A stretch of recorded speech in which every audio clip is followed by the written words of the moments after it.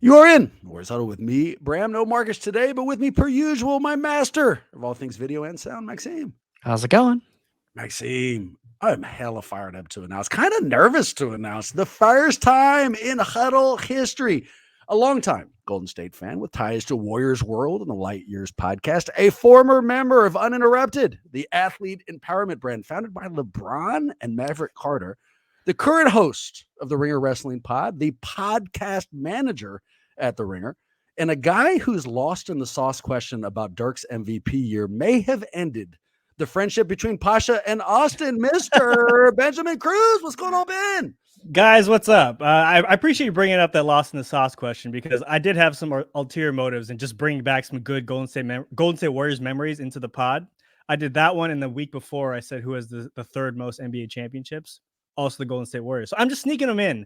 I'm waiting until they call me out on it, and still nothing. So Dude, I'm going to keep it going. You're saying that as if I didn't give you a standing ovation in my car when they both happened. Maxine, one of my new favorite podcasts, and actually it's weird for me to say it because, and Ben, I blame you for this. I hated Austin Rivers, like sports hate, but I hated Austin Rivers for like a real long time. I mean, like for as long as, and I think he kind of leaned into it. He's had quotes where he said he doesn't like the Warriors, all this stuff. He now has a podcast on the Ringer that Ben's a member of called Off Guard. And I fucking like him now. Like I like how open and bitter he is. I like just his insight into the league. But they've got a segment, Maxime, called Lost in the Sauce, which is basically a trivia contest. And Ben has spent the last 2 weeks giving questions that is just tearing their friendship apart, which is fantastic. And apparently is also big upping Warriors stuff. So, kind of a two birds with one stone scenario. Posh is really shining in this thing right now because he's a self-proclaimed basketball nerd. So he's just really, it's really like Austin's obviously at a different level of basketball player than most humans. And we get to talk about that a lot, but Pasha, he does a great job of just playing point guard, setting him up every week. And this is the game where the roles kind of get flipped. And Pasha gets to flex and be that guy for a little bit. But it also, the joy it brings Austin when Pasha doesn't know the answer is just, it's fascinating. You're right. I am probably slowly tearing this friendship apart from the inside and I don't even know it. But yeah, it's an art, So no, those guys are the best, honestly. They're the freaking best.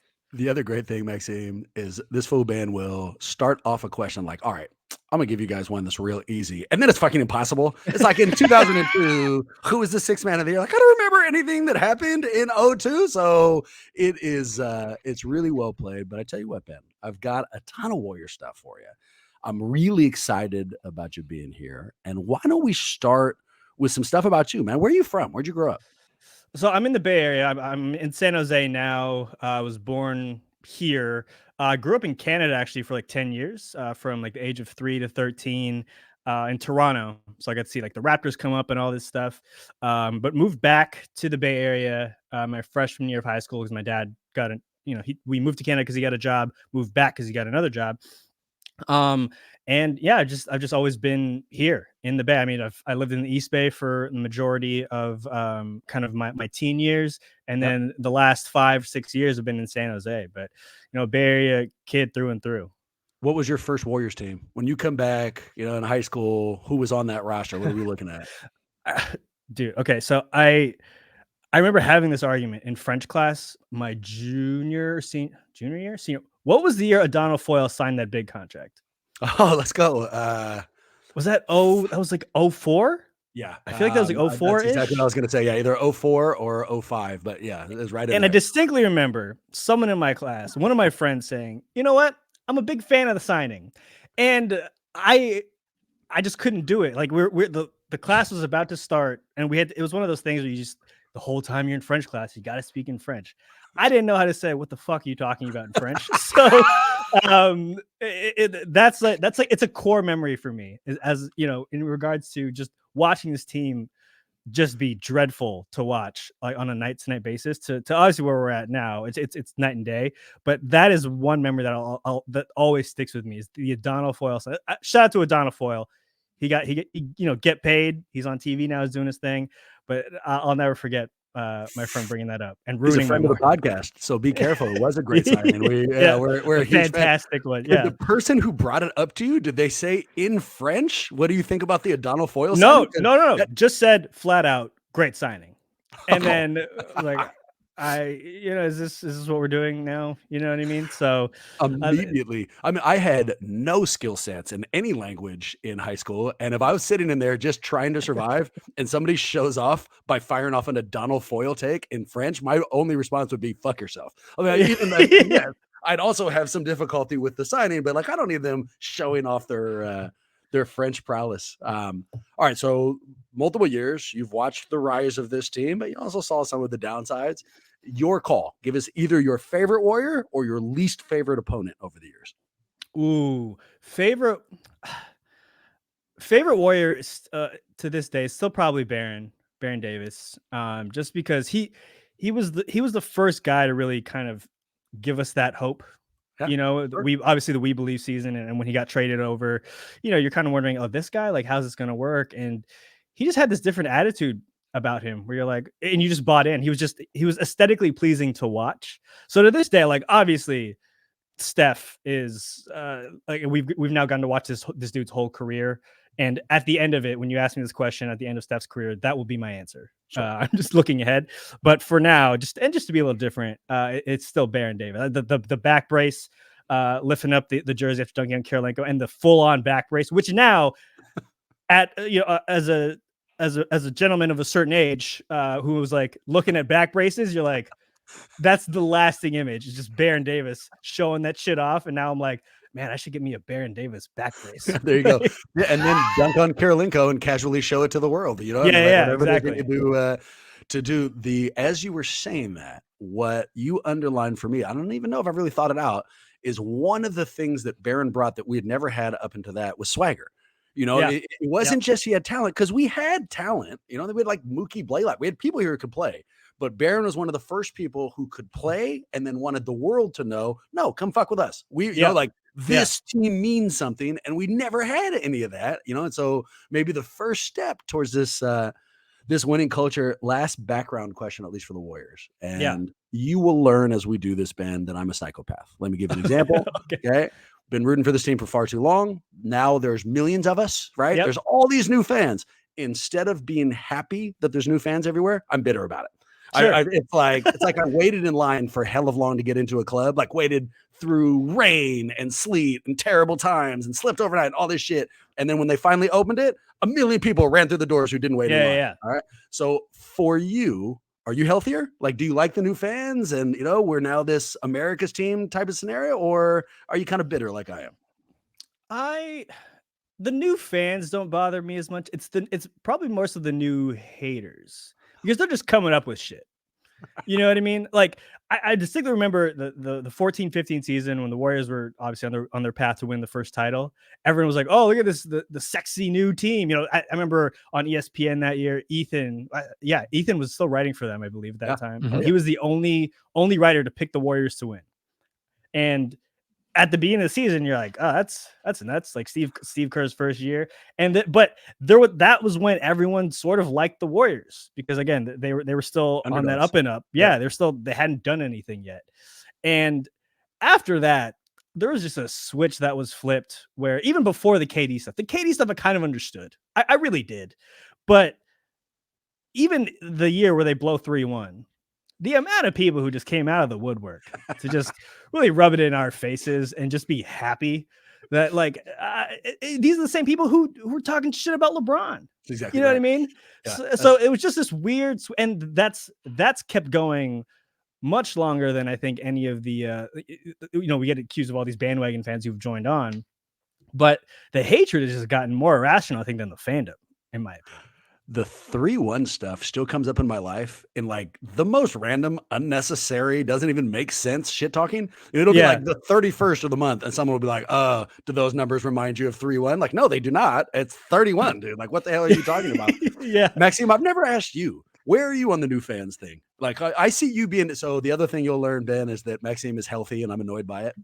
So Okay. he'll probably be fine with the new fans. But let's find out. What do you think? Do you like that there's more of us out there? Okay, so first of all, I've been spending this entire time preparing myself to answer the next question that you would ask me in French, and then I panicked when you asked me the question. So, I took but I Spanish, can do it. So and you I let me couldn't know. do it in Spanish either. So you're not gonna be like, be happy. I'm Yeah. completing sentences in English. I am happy. It means a lot to me that you use full sentences for the podcast. Yeah, It annoys me, especially among a demographic of people for whom it's like it feels like all the haters are 20-year-olds. It's like you Yeah. haven't even fully developed your prefrontal cortex, and here you are trying to have rational arguments with me. Like, get out of my face. I can't handle it. It's like at least put in your reps, and then you can hate if you have a legitimate case to hate. That's fine, but it feels like they're doing it for the sake of doing it. I love the idea of you arguing with a teenager and leading with, "You haven't even developed your prefrontal cortex." Like, They don't something like tells me that. that isn't. That's a Yeah, fantastic rebuttal, though. I gotta say. what for people who will not understand it in any way, shape, or form. So this is when I was going to ask you, Ben, but you've thrown me off. So I was going to ask you a question about UC Santa Cruz, but you're wearing a Colorado hat. So I mean, I know you went to UCSC, as I did did. I, which is why I'm asking it. Right. And so I'll pretend like you're not wearing the Colorado hat, only to ask you this. So my experience as being a banana slug is that anytime I say to anybody, I went to Yeah. UC Santa Cruz, I can count down on my mind from 10, and they're gonna use the phrase banana slug. Like, it's just Yeah. I think it's Pulp Fiction. The Like, Pulp Fiction I'm not thing. sure why it was. So does that happen to you? And if it does it annoy you? Because every time it happens to me, I'm annoyed. It hasn't happened that much. I've gotten the Pulp Fiction reference more so than the Banana Slug one. Honestly, it's like, isn't that school that the teacher that John Travolta was wearing? So I get that a lot. And honestly, so when I went, I don't know about its status when you went, but like, I think the year I started going there, it was like on the rankings wise, UC power rankings wise, it was the worst one. So like that's where I hang my head over. It's like I got into the worst UC at that time, and I graduated from it. So that's kind of where I steer the conversation towards, because the banana slug thing, what is it? No known predators. Like, that's why it's interesting, because no one wants these things. Yeah, there you go. So I get the Travolta thing more so, and then I steer it in the direction of me Actually, getting in by the skin of my teeth with the lowest reputation that I nominated. Yeah. I love it. Podcasting. How'd you get into it, man? Is this a culmination of something you've always wanted to do? I mean, give us a little. I mean, yeah. So I mean, from a listening standpoint, it was Simmons, right? It's Bill Simmons. I think that's where a lot of us, especially in the sports space, kind of got the in and the bug. In terms of working in it, I got very, very lucky in that you mentioned I worked at Uninterrupted back when that company was founded. I was actually employee number 2 over there. I was just very, very lucky and fortuitous. It was a fortuitous time. And since I was employee number 2 and such an early employee over there, I was actually hired to do video stuff, like short form video content. And within a couple of months of me getting hired there, they wanted to start a podcast network. So I remember there were literally 5 of us in the office. Our GM at that time comes out and says, "Does anyone know how to edit XY?" It was like some sort of clip that we were going to use for a show we were acquiring. Raised my hand and said, "I'll do it," because I had some knowledge in doing it like in high school and in college. And I do that, and he goes, "Great. Do you want to come to?" We acquired this podcast called Open Run. It was hosted by Jesse Williams, Remember who he's for those who don't know, he was an actor on Grey's Anatomy. He was coming off that BET, I think it was the BET Awards, his speech at the BET Awards. Yeah. And he had a basketball podcast that he hosted with his friend Stefan. We were acquiring it, and our GM at the time goes, "We're acquiring it. Do you want to come help produce it? The first guest is LeBron." And I was like, "Yeah, absolutely." This is producing at that time. I had no idea what that meant, but obviously I got deeper into it. And mind you, this is fresh off of them coming back from 3-1. So I'm still dealing with my heart's still in several pieces. I'm working for a company run by LeBron. I'm dealing with all this celebratory Cavs content. Like, it's literally the content I have to cut up and post. So I'm already in a weird place. But at this point, I'm like, did you put little cigarette burns in there? Little like FLBJ, but you couldn't really see it. Like it's I wrote it in invisible ink on the walls. So at some point it's going to be revealed. But A side note to that, there was one shortly after they won that series. My desk was closest to the door to receive mail, and someone had mailed something to the office as like a congratulatory thing for the Cavs winning, and it was a 3D animation of LeBron's block on Iguodala, and someone placed it next to my desk, and because it just happened to be closest to the door, I almost had to go home. It was like, I can't do this today. Like I of hate all that the highlight. yeah, I hate it's that highlight so badly. I'll tell you this, in 3D model, in scale, looks pretty fantastic, but it's still equally as heartbreaking. So I say all that to say that was my introduction to kind of doing the podcast production thing, and from there, I my job shortly thereafter moved from being the video content manager, to the podcast manager, and started doing, all the podcasts that we had acquired over there. One of them being Draymond's first iteration of his podcast, Dre Day with Marcus Thompson.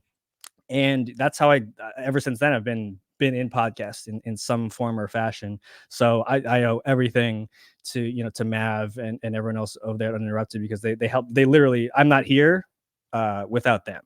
So it was just a very right place at the right time, and just kind of raising my hand saying I'll do it, and figuring it out along the way. And Ben being very good at it. I mean, the some of that is opportunity, but some of it is you taking advantage of the opportunity. A lot of learning.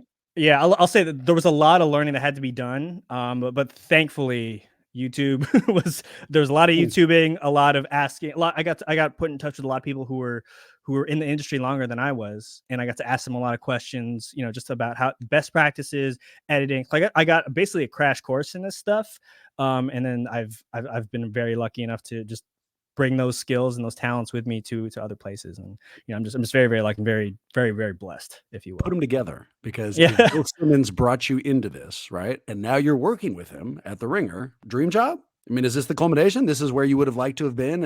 I mean, so the Ringer started, I believe, around the same time as Uninterrupted. It's funny too, because our offices were actually across the street from each other at one point, down there in LA. And yeah, I mean, I obviously mentioned Bill at the top, in terms of why I'm into podcasts. Like listening to him and Corolla, just BS on that pod. Sure. No pun intended. It was just a form. Like I was big on sports talk radio, but that was just, it was on demand, and that's what got me in. And so to be here now, absolutely, I get to do. And it's basketball content and wrestling, which is my entire personality just wrapped into like one tight package. Like that's all I do. My wife, every time she comes into my office, I'm either watching basketball clips, wrestling clips, listening to podcasts. She's like, are you working? Like, it's a genuine question. She's like, can I interrupt? Can we have a conversation, or are you working? And it's honestly the coolest thing. Like I when I tell my parents about it, they have no idea what I do. They're like, are you sure you have a job? Like, I think they think I'm making it up. My wife is very supportive of it. She gets it. My dad is always just, he's always wondering what the hell I'm doing. But as long as the kids are fed, our kids are fed, he gets it. So yeah, it's very, very lucky, but it is a dream job. Well, I'll tell you, so one, I'm immediately jealously resentful of you having a dream job.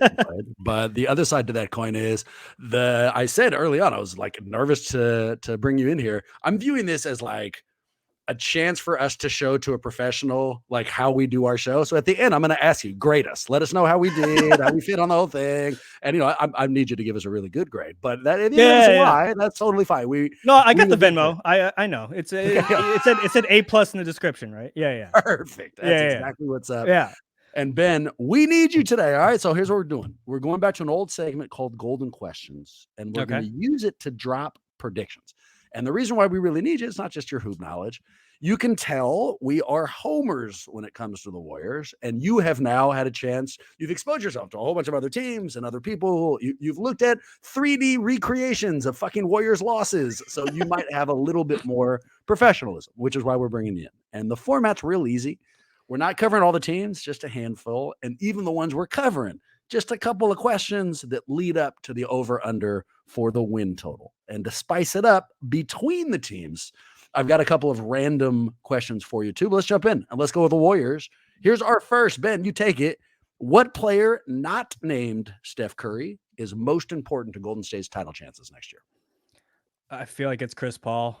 I mean, the conversation we've had, I think over the last couple of years, even during this dynastic run, has been the non-Steph minutes, right? And that's the key phrasing that I think is embedded in in all of our brains, and Yep. we're all collectively holding our breath when this dude is on the bench. And now, obviously, in 22, 21, 22, Poole was solid, right? Like there was optimism for he was the future. He was the Steph heir apparent, and last year was just, again, we were back to just holding our breaths, right? Just in the worst way Yeah. possible.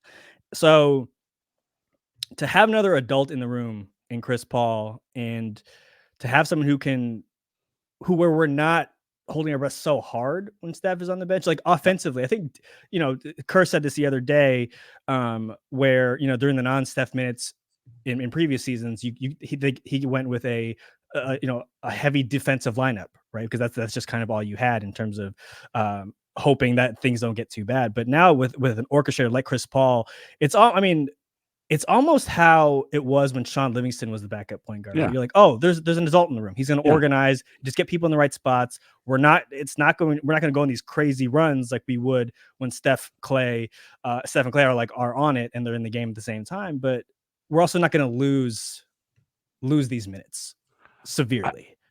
I don't know if I have ever changed an opinion on a person as quickly as I have. I mean, and so it's self-serving and I want this team to go through, but I went to the first preseason game just this past weekend. And by the end of 8 seconds into the first quarter, I was like, I'm all on board. Like, I like the change of pace. I like how he's orchestrating the offense. I like who Steph is in this. And I'll put it a more concise way. We ended last year with 2 reasons they didn't win, at least from the team. 1, locker room problems. 2, they had no change of pace. Once the Lakers figured us out, we couldn't do anything. Chris Paul represents the change to both of those things. The locker room problem apparently was represented by Jordan Poole. That's what he came in for. And that change of pace is exactly what we're talking about. But that said, Ben, I'm going to disagree with you. I'm saying Wiggins. I think that Wiggins is primed to become the second best player on this team, just like we saw from the finals. And I'll put it a different way. I think that Chris Paul has a chance to make sure the Warriors don't have a chance. If he decided, it looks like that's behind us. But if he had come in and saying, I got to start and fuck you, this is my legacy. And, he created issues where they weren't. I think this season never takes off. We're screwed right from the jump. We get beyond that. Then and we want it to reach that destination we wanted to. I think it's going to be Wiggins who needs to usher us there. And here's a little off the court report for you guys. Here's a text I got from my boy Kev literally today before we started recording. Quote, Wiggs is at my daughter's soccer practice today. Look happy, chopping it up with the parents. He's dialed in. Breakout year coming. So there you go, boys. I mean, I don't know if there's anything more definitive than how Wiggins looks at a 6-year-old soccer game. So take that to the bank, and up to you. All right, I take back my answer. I didn't know that he was crushing it at this. Yeah, okay. Should have read it to you. That's on me. I'm with you. Maxine, who do you got here? Holy shit. You heard it here first, folks. That's going to be on the top of Reddit tomorrow for sure. I hate to disagree with both of you, but there's only one answer, and it's still Draymond Green. And the reason it's still Draymond Green is these are all of Wiggins being at his apex. That's great. We're expecting him to be fantastic. If not, we still have the best shooter of all time on the floor. Klay Thompson is going to be better than he was last season as he continues to come back from this injury. I have a lot of confidence in the offense. It's Draymond who still orchestrates things. And the reason it's even more important now than ever is we talked last time about LeBron eventually aging into taking a step back. Who knows when that's going to be? The same thing is going to be true for Draymond. And every season, I worry that it's going to be this season. We moved on from Jordan Poole essentially to place an additional bet on Draymond, at least having one more season. He's the focal point of both ends of the floor. When you're when you're really paying attention, not who's the one to take the shot, but who's actually paying attention to what's going on throughout the court. I really need Draymond to still be, at least 80% of what he's been at his apex. The secret cheating answer on this is where the Warriors are in their dynasty, that they're older now and that we're no longer blowing people off the floor, is that you can pick any member and it matters. Like if they're going to win a championship, all of them need to play the exact role they've been selected. which is what's going to make this season exciting and stressful as hell. And, all of those things. Ben, back to you. Over under. All right. The number is 2.5. The question, how many clipboards does Steve Kerr break throughout the year? Over under.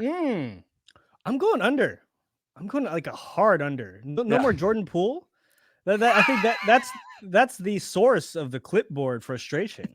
You know what I mean? And he's gonna have Chris Paul out there, like another orchestrator out on the court to do what he needs to do and just kind of get his message across. Yep.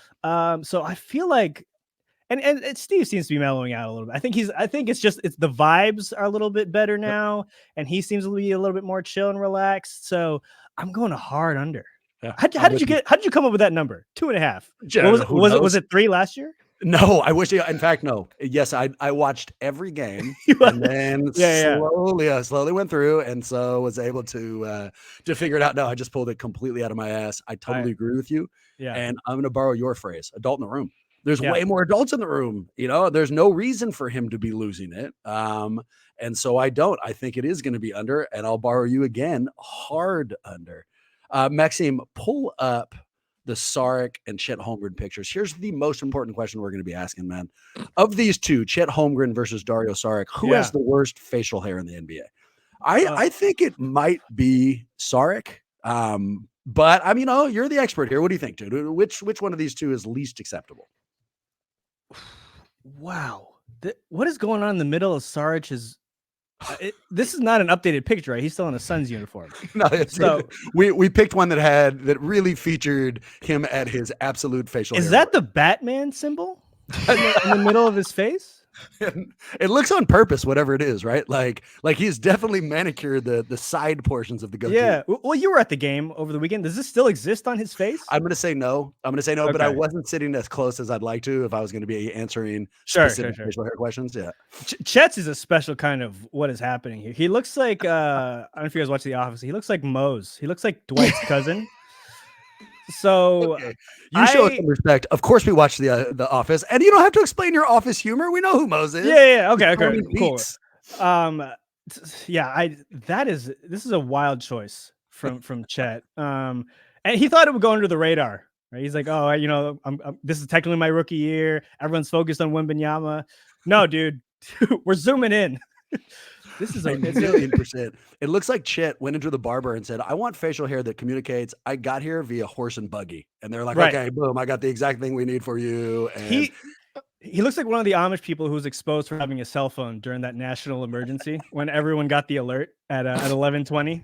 I think he's one of those guys. All right, we've hit peak humor. Well, fellas, just want to let you guys know, a quick report out. There's the official picture from the Warriors. Oh, pretty similar. Media day. We are seeing a pretty equivalent facial hair profile here for Dario. Still got the bleed down on the mustache there. It's not quite a goatee. He hasn't fixed it yet. No, I think fixed it. Ben, I think he spends 15 to 20 minutes making that happen every morning, dude. Like I don't think that's an easy facial hair to maintain.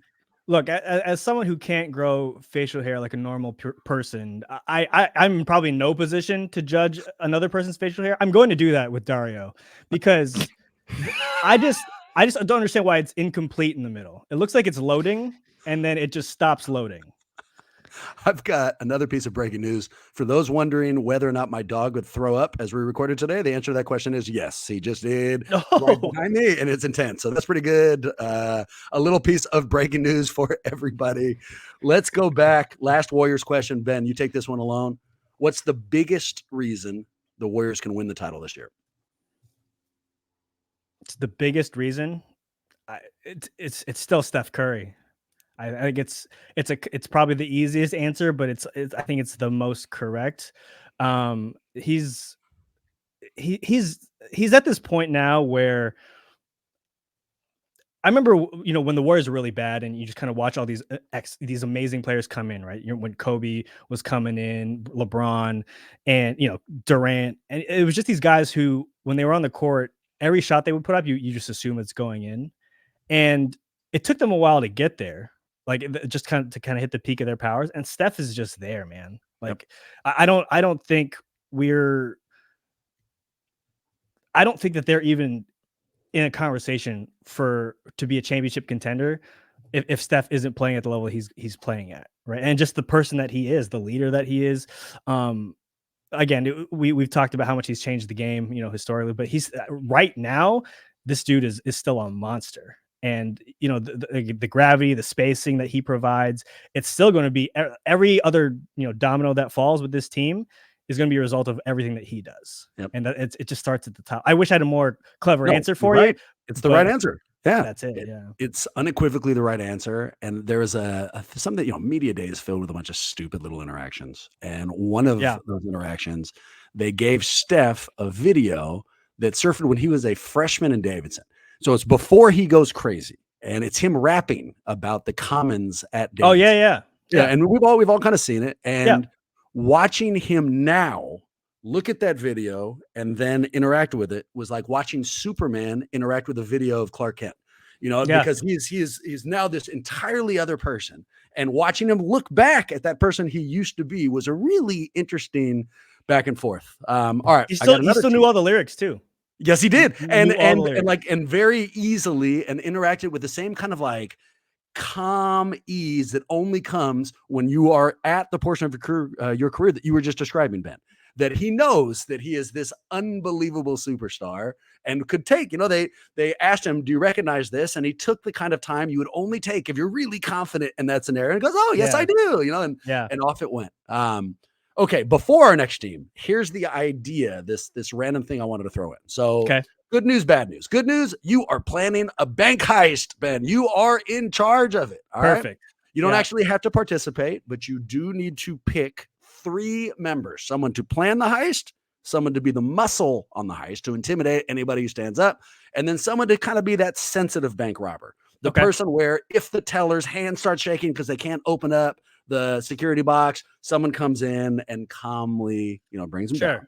Okay. Bad news is you can only pick from current or past NBA members. So you can be front office if you want, but they have to have had some affiliation with the NBA. All right. Okay. So for now, the first one is, who do you pick to organize the job? Who's the mastermind behind it? Organize. Okay. I gotta go with Phil Jackson. So I think when you're planning a bank heist, obviously planning, the actual execution and the blueprint planning of it, very important, right? That's filled with the triangle. Need it. Oh yeah. I think the other aspect of planning a bank heist is managing the personalities and the egos that are involved, because everyone's got to play their role, but you have to be able to, balance those egos, because if you're planning a bank heist, you're getting the best, right? So Phil was just a master at balancing and managing those egos, both when he was with the Bulls, when he was with the Lakers, and he just did it at such a highly successful level that I feel like that could translate to a bank heist. Like this, nothing phased Phil Jackson. Dennis Rodman left in the middle of the finals to go to WCW and cut some promos, and he came back and they won a title. Oh, that's great. And Phil was just like, yeah, Dennis will be back. That's the type of confidence and unwavering confidence you need to plan a bank heist, right? You're right. When one step goes wrong, someone forgets to cut one of the wires for the silent alarm. Phil's like, it's fine. I cut the backup to the backup of the silent alarm. I planned on him messing that wire, right? And I actually knew that. Like Danny Ocean. Danny Ocean planned for people to fail, and there was just he was at the top of the vent, ready to go. Phenomenal. Your bank heist team is started. I'll take second pick here. So I want to tell you Kerr, just so I can be a homer, but I feel like Kerr would have a problem with the morality of it. Like, I think he could. I think he could plan it. But I feel like somewhere along the line, he'd be like, well, should we be doing this? And I don't need that out of my bank planner. I need someone who's just 100% all the way in. So I'm going with Pat Riley. I feel like he has just the amount of shadiness, like keeping in, dude. Like he's 1,000% in. Looks like a bank robber. Looks like a bank. They have robbed a bank. Like at some point, the perfect hair for it. I think he'd be all the way in. His management style would be different. He wouldn't be giving you like a book to read to get ready for it like Phil would. He'd be, letting you know that it'd be your ass if it didn't work out. But I think that type of motivation would also work in a heist scenario. So it's Riley. Heat culture. Yeah. Heat culture, heist culture. It's all the same. Right. See it all. It's exactly right. It transfers right over. Maxime, third pick goes to you. Who's the person who is planning this for you? So Pat Riley is a great pick also because it's really important to be able to convince the people to join your heist, you know, Danny Ocean style. And Yeah. he just puts the rings on the table and says, look, like I've done the heist in the basketball context. Look at these diamonds, you know, it's 1-to-1. So pretty pissed that you got that there. But I'm gonna go Homer because you didn't do it. Not Steve Kerr, but Bob Myers. You get that player agent perspective. You Yeah. get somebody that can be in the room, smooth talk it. Because really, what you need is you need somebody that can plan. You know, the execution is going to happen from the muscle and from the guy in the room who's making everybody feel better. But Bob Myers is capable of bringing in, kind of like I was talking about with Pat Riley, but with a lot more subtlety. So we're going to fly beneath the radar. You're not going to realize that we're a championship team until we're 20 minutes in the wind after robbing the bank. Here's a bitter joke that is completely unfounded. Bob Myers does a great answer, but right when you needed him most, he'd leave you and you'd just be fucked without a leader. So who knows? And I don't need Mike D coaching up my heist. But anyways, we turn to Denver. All right. This one also requires some video accompaniment. Okay. So ultimately, Ben, I'm going to ask you if Jokic had to pick between horse racing or playing professional basketball. He could only do one and not the other once he picked. Which would he pick? Before you answer, a couple of videos for you. The first, let's go. This is Jokic winning a horse racing championship.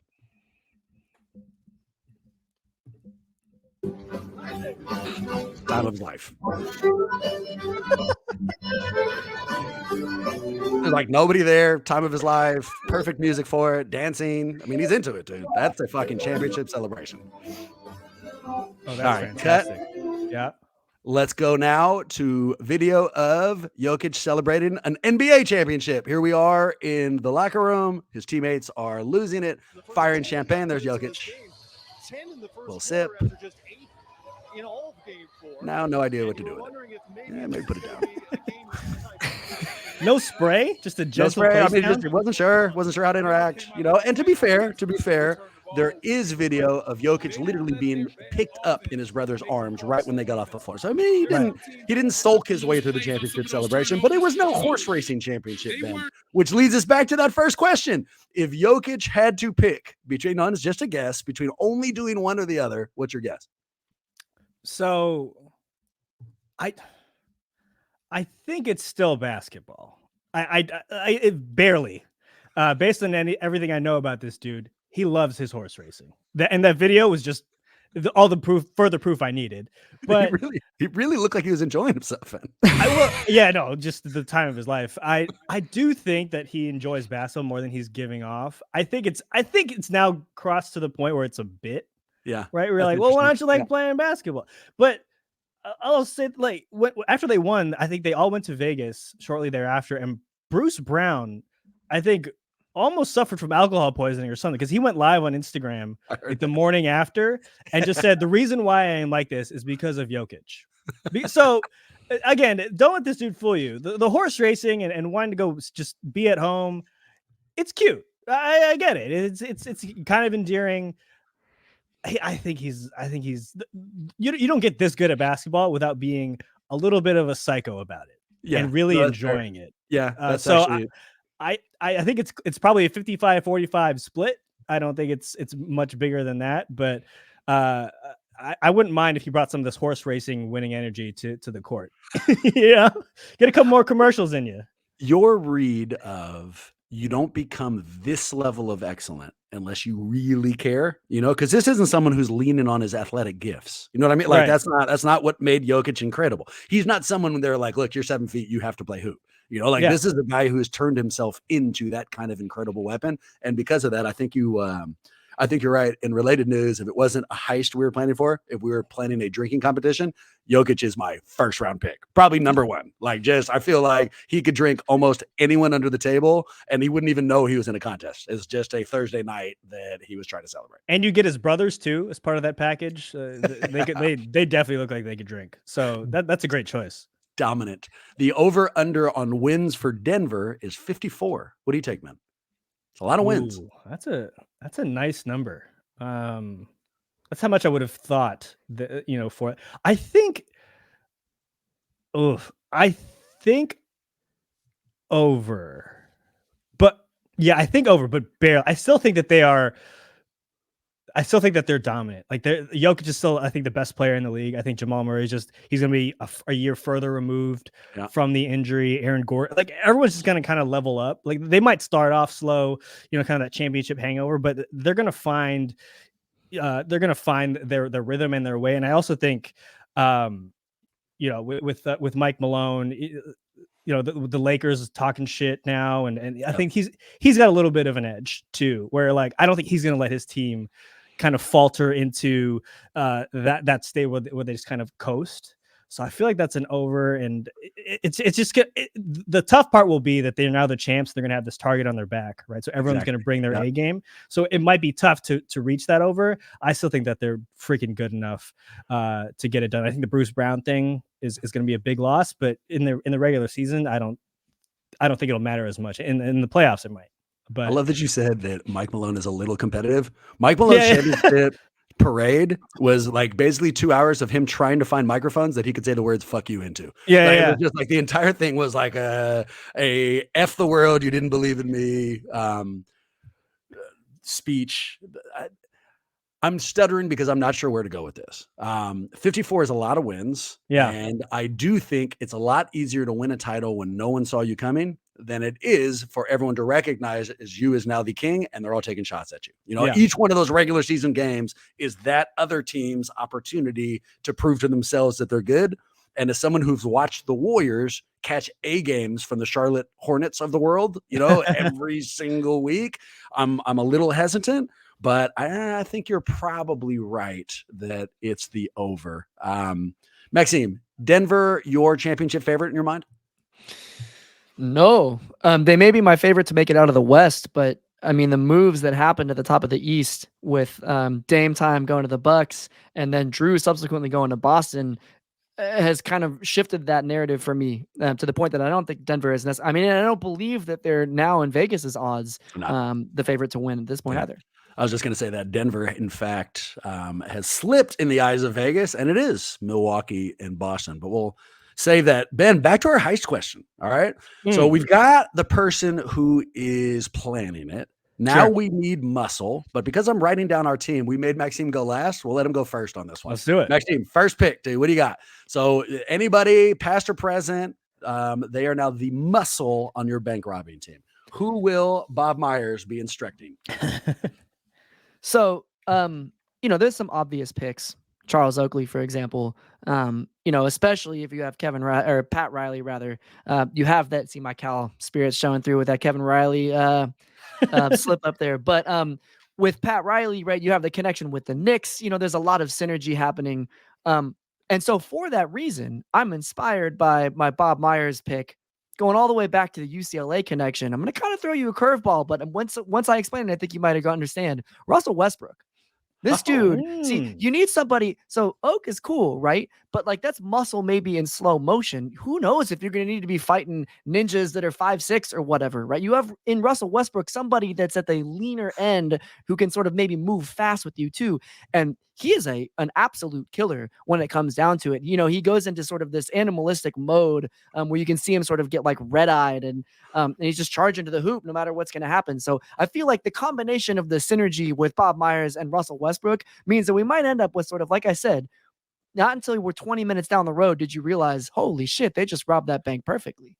Ben, have you ever been to a bank that was guarded by 5 to 6 ninjas at any point? That was my biggest issue with the scenario there. What? Because what bank is using ninjas?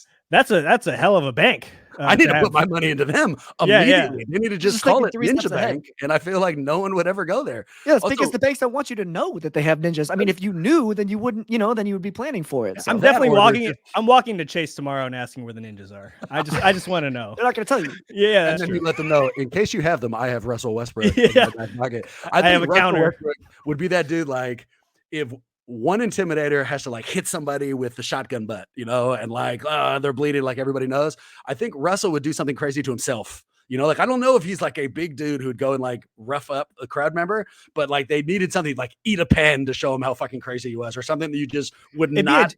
It'd be a Joker, Dark Knight, Batman, bank robbery style. Yeah. That's exactly right. Now that I've played it up, also terrible answer. It's definitely not Russell Westbrook. You already had your hand on it, so. to keep up a theme, I wanted a warrior. I wanted to pick Draymond because he's easy here. But the problem is, you put Draymond on the team, he's going to try to fucking plan the thing too. He's all like, he's going to have his own ideas. He's not just listening. Like the whole planning session is going to be harder. So I don't need that. I'd say Oakley, but Maxime kind of took the power away from me on that. Oak would be great. So instead, here's how I've split the difference. David West, smart dude, would listen. Nice.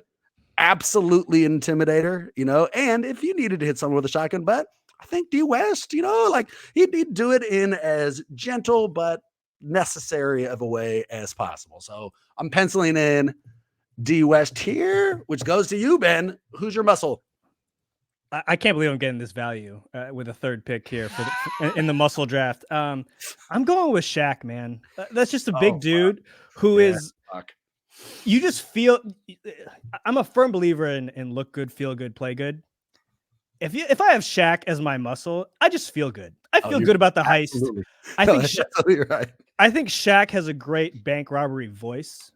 You know what I mean? Like, don't press the silent alarm. It's very deep. You may think it's like a fake voice, so it throws off the scent of who he is. Obviously, it's when it's a 7'2" athlete, it's probably Shaq by all accounts. So you probably be able to find him. But him being the muscle, again, when he was playing back in his playing days, this dude was a monster. He wasn't this dude who was getting pushed around inside the NBA on TNT, just getting pushed into Christmas trees. Like that's all for TV. This dude was ripping basket stanchions down. Right, destroying backboards. Literally true. Yeah. And he almost killed Charles Barkley when he tried to punch him. So he's and the cohesion with Phil. Phil was able to, he got Shaq to buy into the triangle. That's some Zen master shit, man. We're like, that's just your team shaping up. This is the chemistry. My team chemistry right now is through the roof. There's no doubt. I think it's wooden. I don't remember. I'll just say it was wooden. I remember a coach talking about the banners at the top of his gym. And he said that we started with like a 5 to 10 point advantage because of those banners. The second you saw in, your heist team, Ben, would start with like a $2 million advantage just the second you saw Shaq. Like the second he came in there, like the chances of anybody really causing problems are a little smaller. He's no Russell Westbrook. He's not needing any pens, but it's still a very solid take.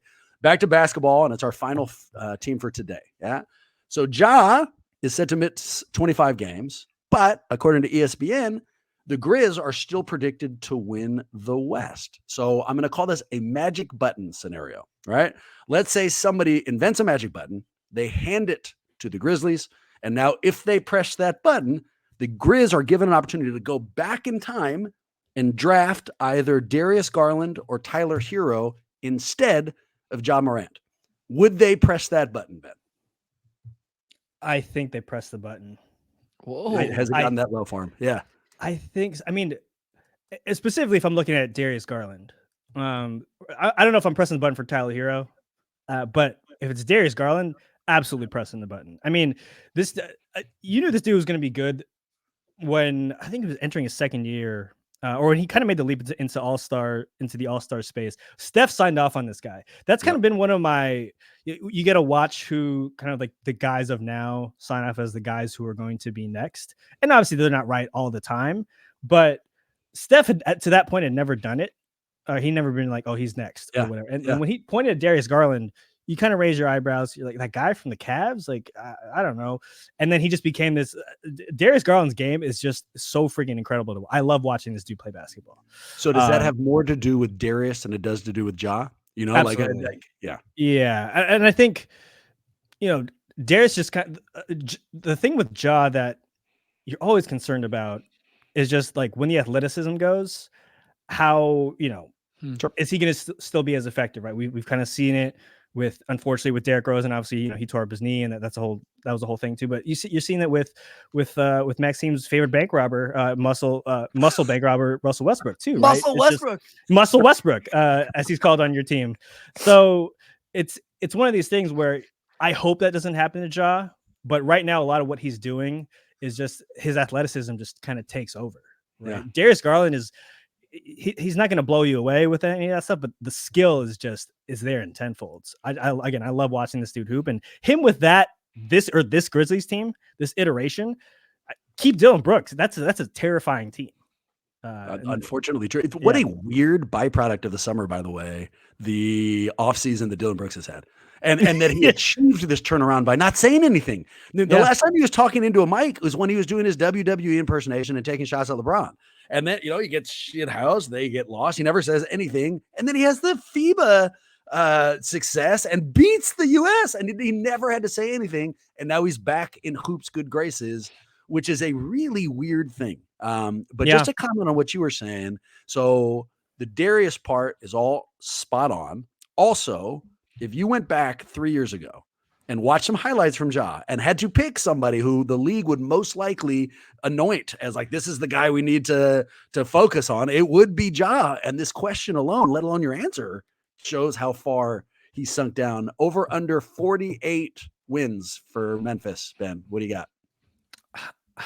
I'm going over. I mean, the Grizz have played well even without Ja.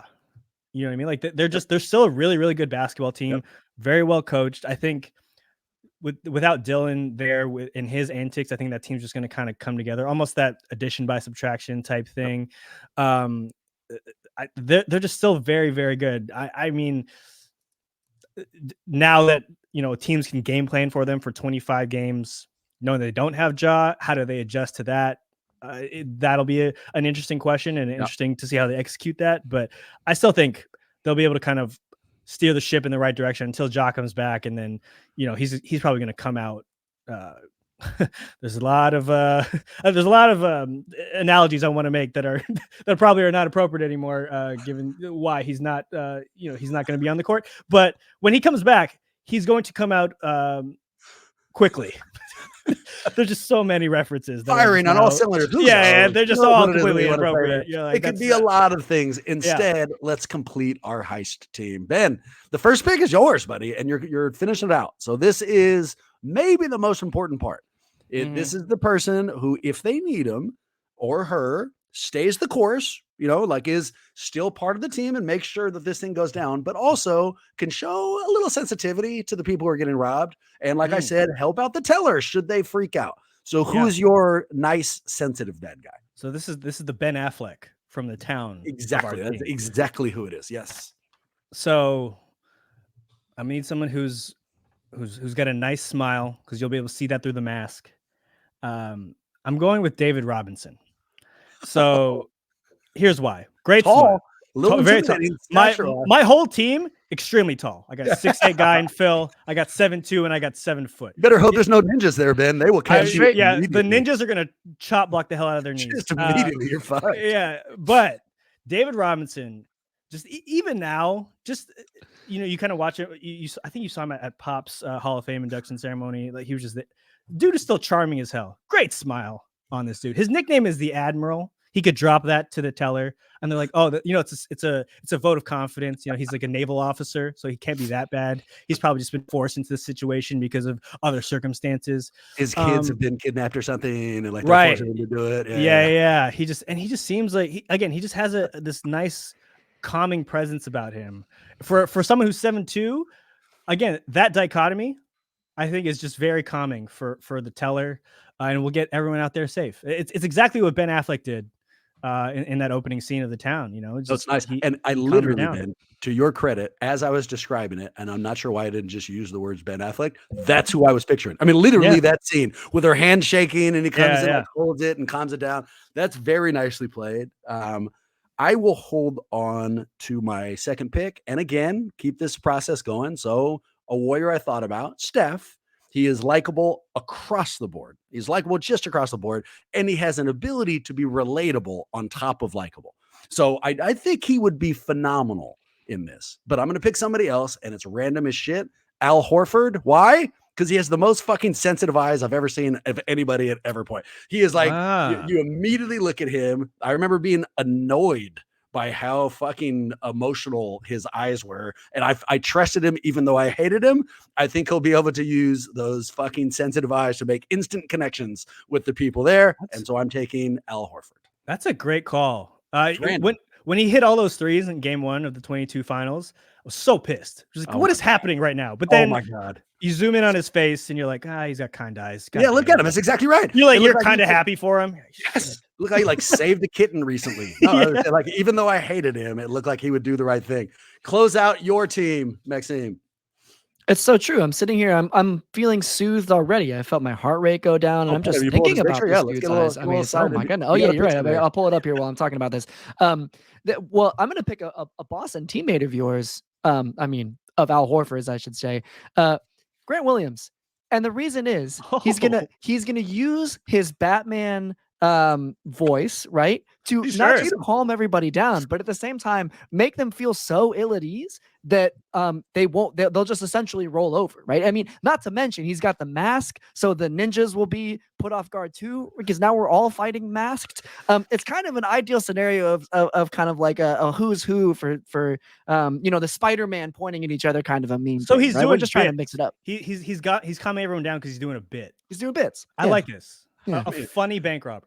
I've gotten so distracted by the ninjas thing, I find myself writing down other possible bank guards. I have pirates, spacemen, midgets I've written down, but I don't even know. I don't think we're allowed to use that phrase anymore, but you've really thrown me off. Also, the Grant Williams thing, there's a 10% chance the teller he's trying to calm down just punches him right in the face, which gives that teller agency maybe and helps out. But yeah, there we go. Ben, I have kept you much longer than I intended. And so I'm going to make this last segment a dealer's choice. Okay. So it was going to be called miscellaneous. And I had a bunch of questions about a bunch of different people. Instead, I'm going to give you the option. I'll give you the players. Okay. You tell me who you want to have a question about. Luka, Kristaps Porzingis, Klay Thompson, or Jordan Poole. Let's go. Let's keep it Warriors and let's go Klay. Let's do Klay. It. All right. What's more of a motivating force for Klay Thompson? His shitty performance in the playoffs against the Lakers last year, or that his name is not being mentioned by anyone at any point anywhere when they're talking about this revenge dream team that's going to Paris for the Olympics? Wow, that's a great question. I would say the Lakers series performance. I think my rationale for it is just because it all happened in front of his dad. I think that is probably to shoot like that and to perform like that is obviously just shitty in general. Yeah. Do it in front of your pops, and then to just have that reminder every time you see him is probably just stinging for him in such a way that I don't think we can imagine. Obviously, he still loves his dad, but it's now every time he sees his dad for the rest of his life, he's going to think about that series. Yeah, that's a great, and against the team that his dad fucking played for and that he grew up watching, and just all the emotional baggage that comes with that. I love that. I love it so much. Forgive me. I'm going to ask you the Jordan Poole question too. Sure, please fire away. If Jordan Poole had to choose between winning another title at some point in his life, right, or beating the Golden State Warriors every single time he played them, he can press it. It's the magic button scenario again. He can press one and he'd pick one of those two paths. Which path does he pick? I think the second one. I think beating the Warriors every single time. There's just a level of, and I obviously don't know Jordan as well. Just kind of in the small amount of time that he was here, but he just seems like he would enjoy the pettiness of it. I'm not saying he's petty. I'm just saying he would enjoy it. And just every time that would happen, that's what he would think of, because he's already got the chip. Exactly right. I think that's exactly how he answers it. I think in his heart of hearts, even if he didn't have a title, I think he would still think long and hard about that second option. But the fact that he has one, and I don't know him at all, but I can see him addressing that with his answer. Well, I already have a title, so and then immediately goes to, "No, I'd like to watch these motherfuckers lose on a night by night basis." I mean, they chose Draymond, right? Yes, they gave Draymond the extension. They traded his ass to Washington. So it's not just Draymond that he's probably pissed off at. It's probably top down from the entire organization. But they not only chose Draymond, they gave Draymond his money. Literally very similar contract. They're like, okay, well, now it's going this direction. I really appreciate you. This was hella fun. I know I'm not the So much only fun. one alone, dude. So actually, shit, how'd we do? What's our grade, man? So as a professional and as someone who does this for a living, how'd we do? You don't have to give us a letter grade, but well, you No, know, what do you think fantastic. here? You guys are crushing this thing. I was honestly honored to be invited on. This is just incredible. This is, again, to your it's whenever I'm telling my wife about like if I have to do like a guest spot or a pod, she's afterwards she'll always ask me how it goes, and if I don't say I had hella fun, she's like, well, what was wrong with it? Like I won't say, you know, it sucked or whatever. I'll just say, oh, this happened, blah blah. Usually my answer is I had hella fun, and that will be my answer for her tonight when she asks. There we go. Tell her you had the most fun you've ever Yeah, had. yeah, Cool? sure. Yeah, okay, no, that's perfect. You'll need to hit the Venmo for the most, but no, that's okay. I told you, Yeah, I'm just hit it again. Yeah. no problem. That's absolutely no problem for people. And I know there's a lot who need way more Ben Cruz in their life. Where do they go? You know, Twitter at it's still Twitter, right? It's still Twitter to me, at Cruise Control. It's control with a K. Threads, the same thing. Instagram, if you so choose, and everything we're doing on the Ringer NBA show and Ringer NBA on all the social medias. And if you want more NBA podcasting, the Ringer NBA show is where it's at. And I got to plug my wrestling crew, the Ringer Wrestling Show. I host Wednesday Worldwide on Wednesdays, which is now tomorrow. And so if you like wrestling and the Warriors, I'm your guy. So go check us out over there. But dude, this was so much fun, guys. Thanks so much for having me on. It is absolutely our pleasure. You want to reach out to us, you know where to do it. You got an email to let us know we did a good job, bad job, any job. You can send it to Huddle@warriorshuddle.com. Instead of giving you the rest of our socials, I'll just share a concern. Maxine's room has been getting darker and darker as this podcast has gone on. I don't know if he's also being kidded. I'm not sure what's going on. Maxine, if you need help, dude, just let us know. I think I saw Ninja zoom through the back. Exactly, so right. he might need some help. But then I saw Muscle Westbrook chasing that ninja down. That's true. Yeah. They got right to the bottom of it. With that in tow, go Warriors. Hopefully, we'll see you real soon.